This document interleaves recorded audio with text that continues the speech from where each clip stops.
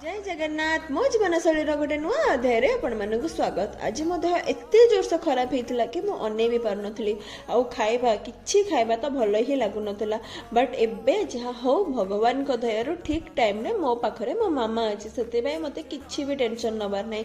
मामा आज रुटी डालमा बनईला सेटा मु बिल्कुल भी खाई पारे तो से सांगे सांगे मो पाई टिके कमला चकटी देला आ मु से रुटी आ कमला लगे ही खाई माने सतरे ठंडा हेले देह एते बिजार लगे और मामा अच्छी बोली एबे मोर किछि भी टेंशन नहीं खाइबा काम करबा किछि रे भी नहीं।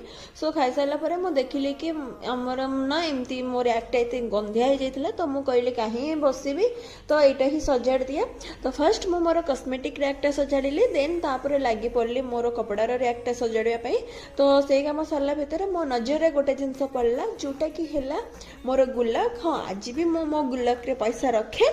सो बहुत दिन हेलाणी एथिरे पैसा किछि पके नथली बहुत दिन हेलाणी माने आई थिंक गत मास ही पकईली मसरे पकई नथली तो से किछिटा लूज कैश मो पाखे थिला तो सेटा पकईली। अच्छा आपण मैंने कहले आपण मैंने भी एटा को मेंटेन करूछन ना नहीं ओके छाड़ दो सेटा तो मते कमेंट रे कहबे। बस एबे मामा बढ़िया से सोइला बेला को तेल मालिश कर देला टिके हाथ गोड़ रे आ हमें चलू सब टाटा बाय बाय।